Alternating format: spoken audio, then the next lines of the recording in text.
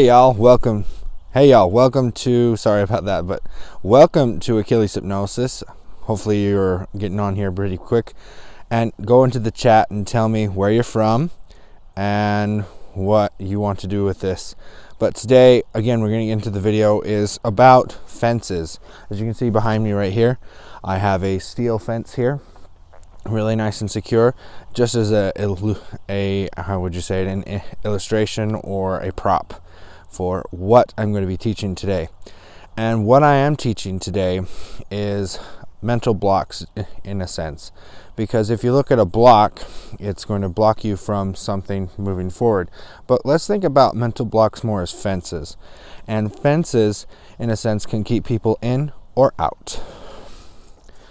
Like, for example, if you have a dog, you want to keep it in so it doesn't run out and disturb neighbors or get run over by a car. And you can also keep things out, for example, like intruders, thieves, yada yada yada. And you know, a lot of people have had that mentality ever since the beginning of this world, because we've ever had fences and walls, for example, in Israel, China, big huge walls over there to keep things out and probably to keep their people in as well. And fences like these for dogs. But really, there are fences in our minds. Those fences can be helpful, and they also can be damaging at the same time. So what do I mean by they're both vice versa, damaging and helpful? Well, let's look at the Indians. And we got this sort of idea in America from the Native Americans here, that they believed that there should be no fences, that everything belonged to everyone, and everything was free game. Then white man comes in, and we start partitioning off lands, putting fences up, and the Indians say, hey, what's this all about? We share with everybody. And a lot of white people were like, no. And then we sent them off into reservation where they can be their own place. But in a sense, those mentalities, we're going to talk about that. It's the Native American mentality at that point that we noticed right there that I talked about, is if we let everything in and we just let everything out, we're not going to have really any sort of opinion. We're just going to be laid back, totally relaxed, and everything's just going to run all over us, and we're not going to have a certain step or certain succession, certain succeeding steps to help us become better, richer, and more involved. Sorry, I'm moving my hands because there are a few mosquitoes out here, and they like me a lot. And again, back to Native American type dealio that we had back, and this is one of the history lessons that I've been taught, that they wanted to be free amongst themselves and trade and do things.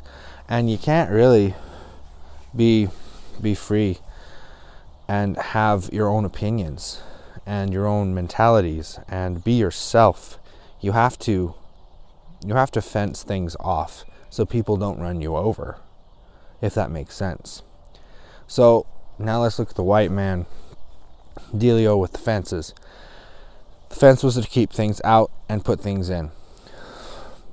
Now, that can be good because you can fence off who you are, what you want to do, and your goals, and you can set limits on it, and you can just go for what you want and be yourself.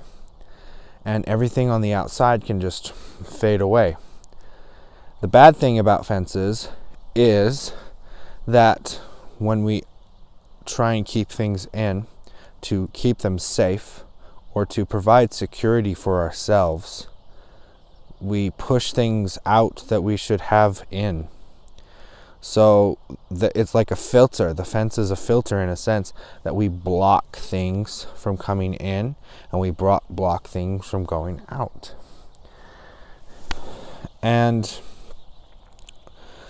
is our fences bad? Are fences good? In my opinion, fences in the mind are bad to a certain extent, but they are also good, like I said earlier. So what we want to do is create a fence that we keep good things in and we keep really bad things out. For example, let's just take a so to speak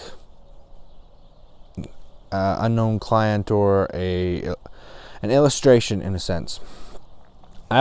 We have this fake client. They come in and they have a eating habit problem. They like to overeat and they gain a lot of weight.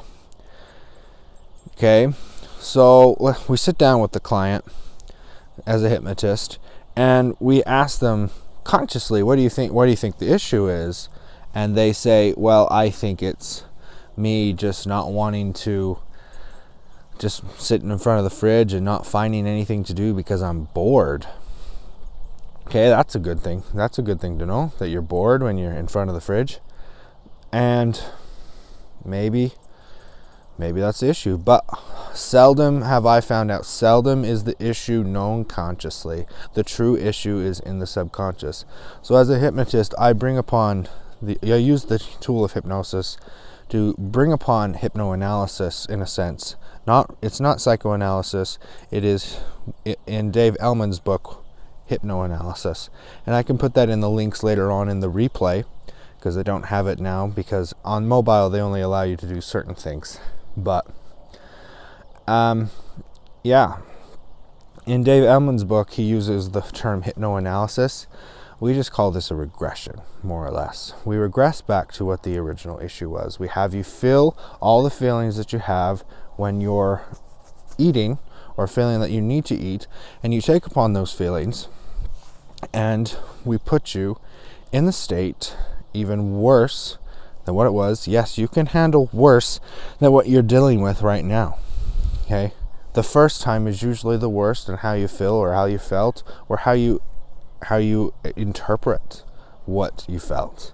So we get to the worst situation or the worst feeling that we have, and then we go back to the actual situation. The situation may be something simple like mom telling you that you're going to be fat, you should lay off the mashed potatoes.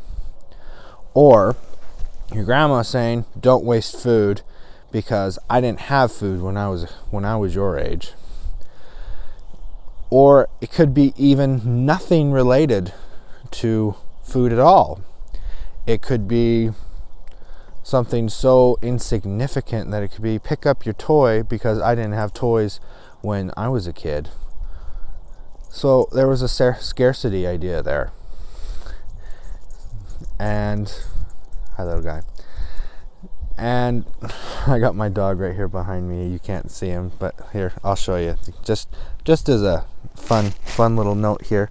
He's a nice little corgi. Winston, look at the camera. He's not looking at the camera. Okay, whatever. Nice little break, right? So, anyway, we were talking about how this client that we could, this illustration of a client that we use, the regression process can be so simple, an incident. And it could be something also if you have sexual problems like pornographic behavior and addiction, or sexual addiction and things like that. It could be that you were abused when you were a child. That's a fence that you put up. You keep people out. Actually, let's go on the sexual thing there for a second, because a few people have said with weight as well as other things, more or less, they don't want to. I've had a few clients come and say why. I asked them, and their conscious response was, which was more of a subconscious response. Their response in essence was, I don't want to lose the weight because I would be sexually harassed at work. And I thought, well, that's a different sort of thing there. And they showed me pictures of when they were in high school and in college when they were younger, and they were very, very attractive, and they still kind of were as bigger people, but they used the fat as a layer of protection. So the fat was a fence to keep people out. It was. Really, it was. And a lot of times when you keep people out of your life in one instance, you can keep them out in another. If you don't want them to come and date you or ask someone at work to date, you'll never, and that person was meant to be for you, because I believe there's somebody for everybody. It might not be in the greatest places. I don't believe in soulmates. I just believe that there is somebody out there that is best fit for you, and it may be a few other people, but you can work anything out. And there is somebody for everybody in love. Even if you've had a broken heart a few times and you're trying to push people out, and because of one broken heart and you push everybody out, that means you can't let anyone in. You fenced yourself off from the whole entire world and love. One of the greatest things that you could ever experience. I know, because I'm happily married and I have a child on the way, and I am so happy. I am. It is amazing to see love. But besides the fact, with that love, you have to fence it off as well. You have to have morals and some sort of standards. If you don't have standards, you're a floozy, or you go out and you have sex with a lot of people. I don't mean to be judgmental. I'm sorry if I said the word floozy. It just came out of my mouth. I am kind of a person that says things on my mind, and I let you have it. But you know what? No one is a floozy. We just have floozy moments. Okay, but if you do have lots of sex with other people and you don't care about love and you're just there having the sex to be enthralled, then that's your thing. Okay, but in my eyes, you're finding a way to excuse a behavior that the world would say you probably shouldn't be doing, that you should have sex for love. And I know that is hard. So you do need to have a fence. You do need to have a standard where you have points that you want, goals that you need set. And if they don't appreciate or even respect those goals, they're not for you. They may be the best sex partner in the world, but if they don't care about you, they don't mean anything. And you need to set up a fence for that. So a lot of our mental blocks can come from outside sources and outside experiences that we've had. Because in hypnosis, we use the regression to find experiences that you've had, and we reframe it. What do I mean by reframe? So for example, you had an event, you spilled the milk, and all of a sudden your family thinks you're a klutz. Okay, so you put the frame around it called klutz. Okay, we go back to the regression so you can get over yourself with depression because you thought you were a klutz. We take the frame off, we leave the picture there because the event has always happened. Events never change, but perception will.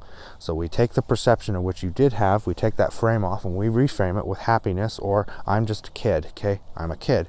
I'm supposed to spill the milk. And then later on, about 5 minutes after you walk out of the session, you're never klutzy again. That's how hypnosis works for me. And yes, I'm using this. I'm Taylor Lancaster. I'm a certified consulting hypnotist from the National Guild of Hypnotists. I was certified by them. And I use Achilles Hypnosis to help other people. Okay, my goals for Achilles Hypnosis to eliminate Achilles heels in culture and in personal life by eliminating fear and setting you free. Because if you fence yourself in, you're not free. But if you don't put up a gate and you don't have a fence, you're not free either. You can freely walk out of the fence and know what people you have and what things you can take in, what things you can't. You need a gate. You can't fence yourself in, but you need a gate. That's kind of what we're doing here for.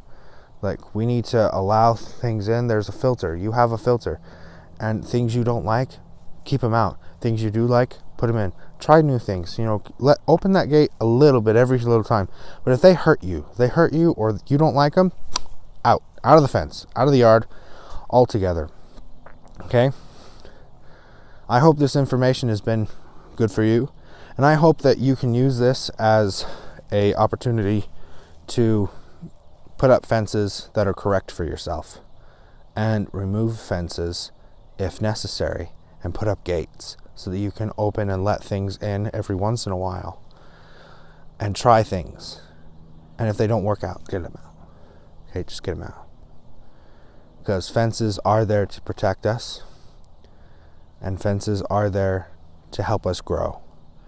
But they also, if used wrongly, can help diminish our success as human beings and growth as great potential CEOs, great potential presidents of the United States, great potential anything. If you're watching this anywhere else, kings, presidents, senators, magistrates, you can be whatever you want. Okay, I know the magistrate thing is a little hard to do because of bloodline, but you know, you can be whatever the heck you want. You just have to put in enough hard work and do better and more than the person before you. And every once in a while, they'll give up. And when they see that you're hungry, you take the spot. Okay. Again, I'm Taylor Lancaster. And again, if you're on the call, I see a few people on there. Go ahead and call video. Sorry. Go ahead and comment where you're from. Okay. And, you know, I'm going to give you a little free information here. On my website, Achilles Hypnosis, within the next week or so, I'm going to be putting up some, what do you call them? Hypnotic tracks. Okay. There'll be a few for the month of October. Okay. They'll all be free for the time being. But after the month of October, or probably in December, I will charge for them. It won't be that much. Probably like $1 for one of them, and probably give you a deal on a package deal there. But you know, I'm doing this because I want people to be able to access things that can help them. Okay, if you need help with a general metaphor, I'm going to put out a general metaphor. If you need help with pornography habits, I got tracks for those. Please use them. Okay, go to AchillesHypnosis.com within the week, or if you're watching this video right now, just go to Achilles Hypnosis and get those tracks that you need. Okay, they're going to be free in the month of October 2018. But if it's later than that, go ahead and just go over to Achilles Hypnosis, see the free stuff, see what you need to get, and how much better your life is going to be if you use this. Okay, hypnosis is safe. It's normal. Okay, it's just a process in your mind.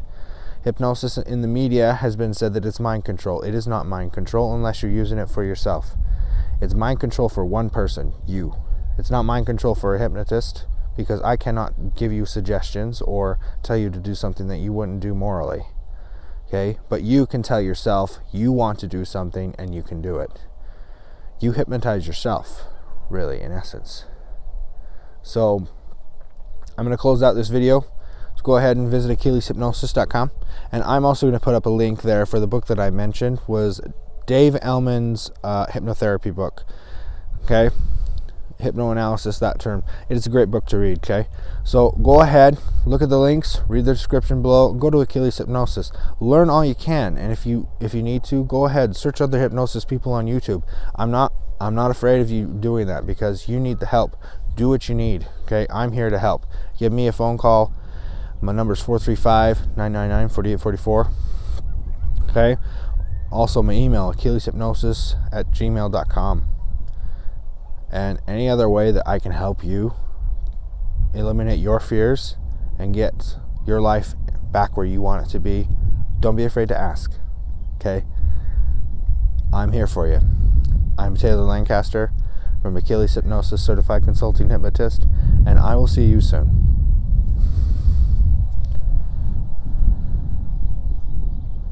If I can end the video.